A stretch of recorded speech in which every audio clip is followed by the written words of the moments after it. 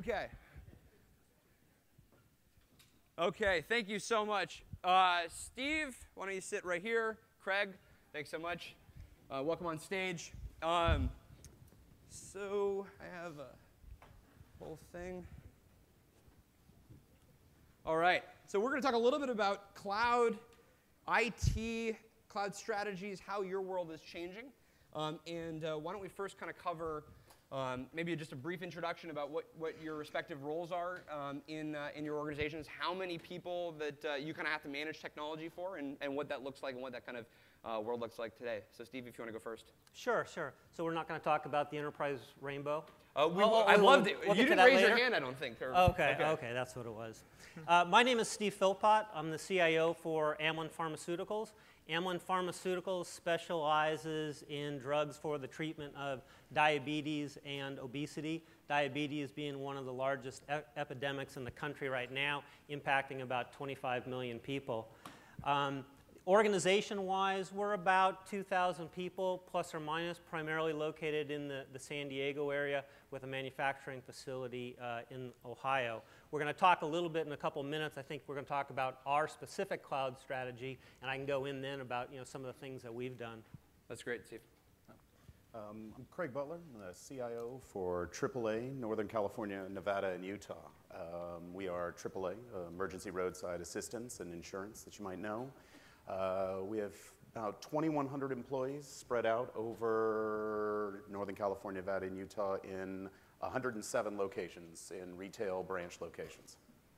That's great. And maybe you could give a little bit of a sense of where are you guys in the, let's assume that, well,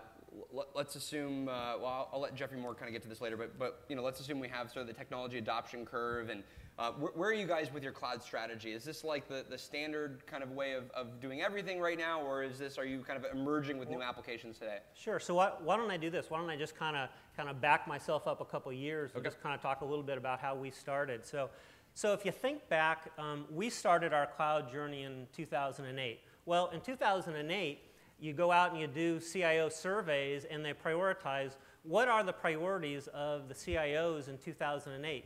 Cloud wasn't in the top 15. In 2009, cloud was number 14, so kind of just barely broke into it. Well, this year, cloud is the #1 strategy or the #1 priority for CIOs out there.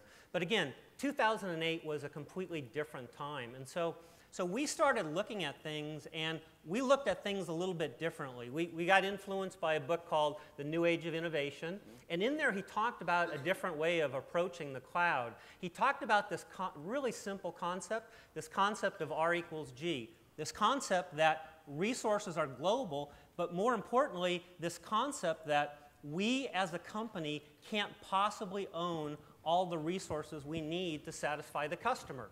Well, all of a sudden, that's a very profound comment, because now I don't worry about the vocabulary of cloud. I don't worry about trying to define what does cloud mean. What I'm looking at is what is the business service that my organization is looking for, and what's the best way to provide that service. Now, some of that service I may provide to them. Some of that service I'm going to reach out to partners like Box and Salesforce and LiveOffice and a lot of our other providers, because there's no way I can possibly provide that service at a scale that some of these providers can. But again, I think that in 2008 helped us build what we called our Amylin Virtual Data Center, but it helped us go out and reach to some of the vendors and not be caught up with, well, can you define what cloud is? And I will say, with this conference, I'm glad we didn't start out with that. Yeah. Every conference I've been at is, this is our definition of cloud. Yeah. This is our definition of software as a service. I think non-cloud companies have to start with that definition, so it supports what they're doing. Well, it's such a bastardized term out there. Everybody's got a different explanation. Oh, we have, delete that. We have G-rated listeners in the audience. It's, but again, it's such a misused and it's such an abused term out there that you really have to take a step back and what is the business service that I'm providing, and what is the best mechanism to provide that service efficiently to the business. You sound like you're a cloud evangelist, my friend. Oh, a little bit. Okay. Craig, and how do you think about it, and what did your implementation kind of cloud solutions look like, and when did it start? Yeah, we actually got started, and I think what it was for us was a realization, using your metaphor of searching for the rainbow, if you will, that what happened for us is that was becoming a pretty futile exercise, because not only were we not getting any closer to kind of solving that problem, but at the same time what we were doing was leaving kind of a trail of wreckage behind us of things that we would have to operate, maintain, and it was keeping us separated from actually delivering business value. So the team was becoming more focused on servers and racking and network and all of these things that was giving us less face time with the business to help deliver solutions to them. So for us, it started actually with Salesforce. It started with a pilot a few years ago, and then it grew to where Salesforce was actually becoming a core piece of our technology stack as we were delivering out to all of our customers.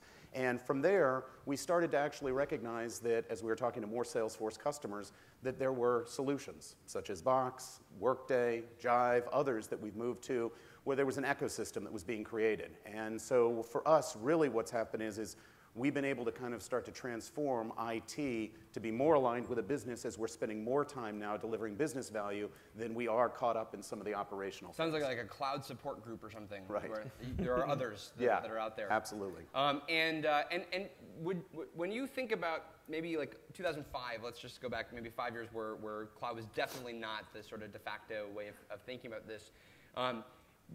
Is it accurate to say that you spent just the vast majority of your time just maintaining systems and maintaining kind of legacy infrastructure and just kind of keeping everything taped up and working properly? Yeah, a good part. I mean, take a look at the average enterprise application that we support, and take a look at the life cycle of that enterprise application. So you're working with the vendor. The vendor is telling you what they might do 12 or 18 months down the road. You're kind of planning for it. All of a sudden they do their general availability release. Well, gosh, I don't want to be the first one on their software, so I'm going to wait until 3 or 4 other people get out there. So now you're 6, 8, 9 months later. Then you kick off the 6 or 8 month project.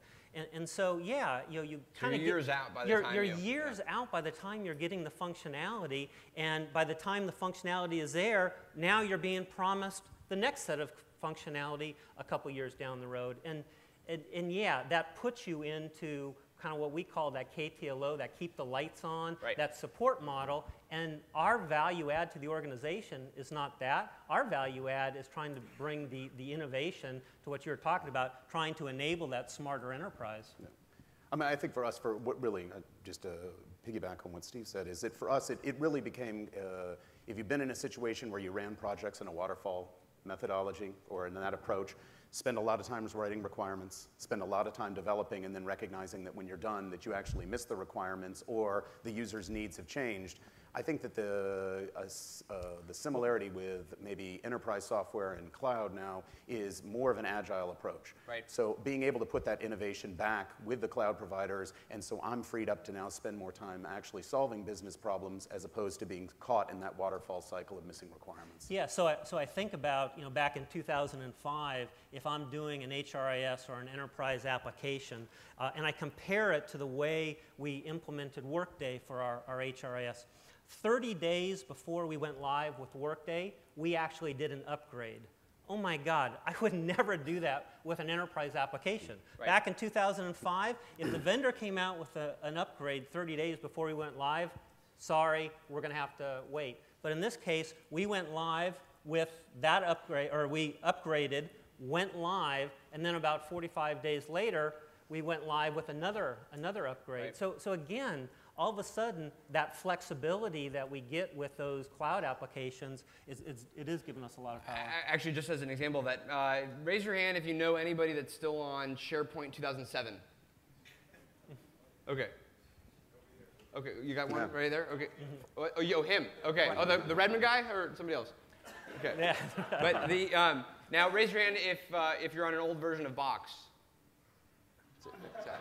It's a trick question. You can't be. So, right. That's the point. Okay, good. Think about that. Think about that from the So we talk about the benefit that we get from kind of the end user or consumer, but think about the benefit that the vendors get. So now the vendors aren't supporting 3 versions of software. They're not supporting it across 3 or 4 versions of an operating system. They're not supporting it across several versions of a database. And so it actually allows the vendor even to be more efficient. Well, totally. I mean, we are, and as I was talking about the 40 new feature updates, right? We are able to have these, week-long sort of sprints where we're constantly just innovating into the product, and we're able to deliver those things in near real time. In that as soon as it gets QA'd and everything gets tested, we're able to push that out, and so that gets you the innovation live. And probably a more predictable model because you're looking at 30, 60, 90, 120-day windows. Well, okay, I want to ask questions. I want to pitch one thing. So the power of the cloud is that in traditional models, right? So Microsoft, they operate on 3-year cycles.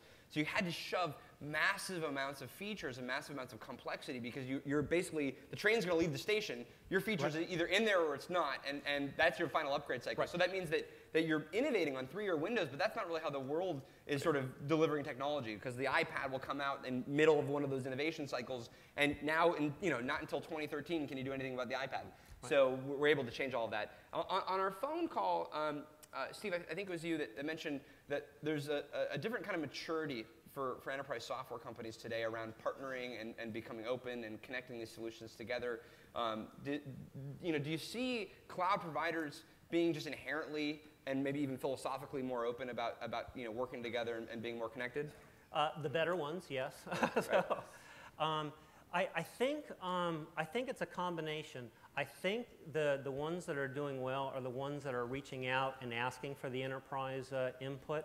But I think the other thing that's happening, and I don't know, Craig, if you're seeing the same thing, but it's the integration capabilities that the cloud providers are providing, or the capabilities that they have. So these integration capabilities, and we saw it on a couple slides today, where they come up and say, oh, we're integrated to 1,000 applications out there. Imagine our old enterprise application model in 2005. I would have had to pick the ones I wanted to integrate to, go out and develop that. And so by virtue of having those canned integrations, it allows you to kind of go out, listen to the customer, and the customer says, oh, I want this capability. I mean, one that just came up with us for Box was around, we have an e-discovery archiving for our email. We use a company called Live Office, and it archives all of our email for legal e-discovery purposes. So we turn up the Box service, and lo and behold, now Live Office has the ability to archive my files directly out of Box. That wasn't a service I asked for. All of a sudden, it was a capability that became available to me, and it was simple as turning it on both sides. We also have predictive feature algorithms as well. Yeah, we'll think ahead for us. Totally. But again, it's that type of flexibility that it's really allowing us to bring more capabilities back into the business much, much faster than we ever could have thought of. Yeah, I would say that I find that one of the challenges that we've had is the way of so I have a unique challenge right at AAA, which is out of 2,000 employees, about 800 of the employees have been there over 30 years. So when you have that situation, that's a unique challenge, right? And that's people agreeing with you. They may have the same problem out there. And it's funny because I think that what's inherent in all of at least the cloud providers, are they still on like Newtons or something? Yeah, right. Okay. Right. Yeah. No. They haven't gone to iPad. DOS. I think it's what we've had a challenge with as we've been rolling out Box is it's the shift of working transparently. And what I think it is the new way of people working is actually working transparently, which is how do I collaborate? It's not holding the information away, delivering it out just when I think it's right. It's actually working in a collaborative fashion like that. And what's interesting is I think that most of these cloud providers, again, the Salesforce and Workday and all of these, that's an ethos that they seem to have also, which is it's not I'm building all the features here and we're not going to integrate that way. It is having those conversations. And so I think there's a parallel there with working in a new way is also the way these companies are working. So I'm finding that from an integration standpoint, I don't have to worry about it because many of these integrations are already done. And when I go to have the conversation, it's either on the roadmap or it's been done or there are other customers who have already done this and I don't have to recreate the wheel. You know, you're talking about the people aspect of it, and the technology change. We're finding with a lot of the cloud and software as a service providers, the technology change isn't nearly as hard as the people change management aspect of it. Getting people to think differently about how they get data, how they use data, how they share data. And when you think about you know, you guys are, you know, for the size of organizations you're operating, are early adopters of the cloud, I think. And I think, you know, as we look out a couple of years, you're kind of seeing a lot of the leading indicators of where your strategy goes, I'd imagine, before a lot of other, you know, large enterprises. So what does that look like as you kind of think out 3 or 5 years? How do you see the role of both the CIO and the IT organization changing and evolving, and what is that sort of future reality? What's sort of the best way to characterize that? Well, for me, I would say it actually is in the makeup of the people that I am looking to hire into the IT organization. Cool.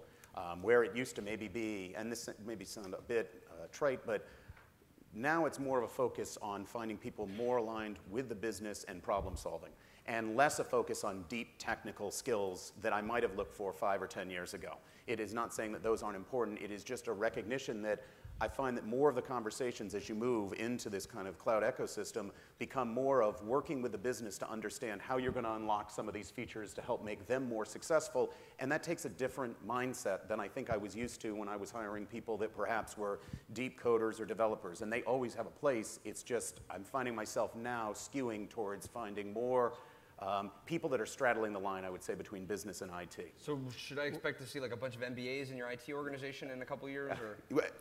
Perhaps. Perhaps. Yeah. If I can get MBAs, Yeah. I'd like to work at AAA. That would be great. And that was one of the things that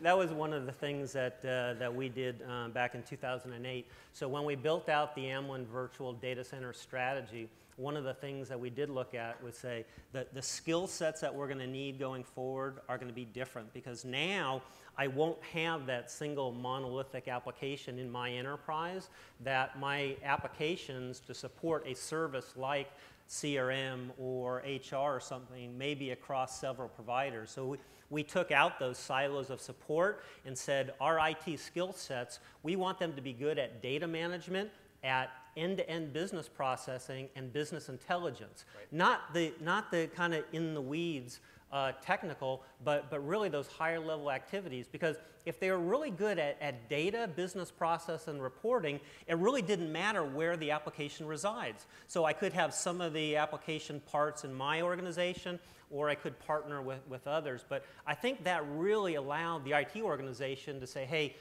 where am I on the train moving forward? Is the train leaving without me, or where's my place? Oh, my place is with data. My place is the end-to-end business process. The information. Yeah, and information technology. Yeah, and the cloud software as a service providers, and I don't know what you're seeing, Craig, but we're seeing just phenomenal levels of detail around the documentation and the APIs to get data in and out. That's making that data management and that end-to-end business process much easier to manage. Yep. Well, I mean, Microsoft was always open if you had other Microsoft software that you connected it to. So yeah, kind of open. Yeah. So any really, really incredible stuff. I think we're totally seeing the future of IT and CIOs. Any final kind of words or any issues that you've had with Microsoft recently? Anything you want to get out there? This is very cathartic. So just say anything you need. The venting session. This is we're among each other. So probably the one takeaway that I would say is that the opportunity cost of procrastination continues to rise. And so you can spend a lot of time analyzing a whole bunch of different things. Do I do it? Do I don't? But really, the opportunity out there is to take a look that not every application is suitable to go in the cloud, but some of them are perfectly suitable. So it's really our job to figure out what are those applications that are suitable and start working on them. I would say that the one thing I would caution everybody, or at least a word of advice would be, is to, and I think providers like Box put us in this position, which is a good thing, is to be thinking about the change management and be thinking, I get to spend more time now with the business and figuring out what they need. And the way I'm able to do that, actually, it was great. I was actually out in one of our retail locations last week, and somebody made the comment to me and said, look, I know you've given me a Ferrari here, but I don't think I can drive stick. Or priced like a Prius. Right. But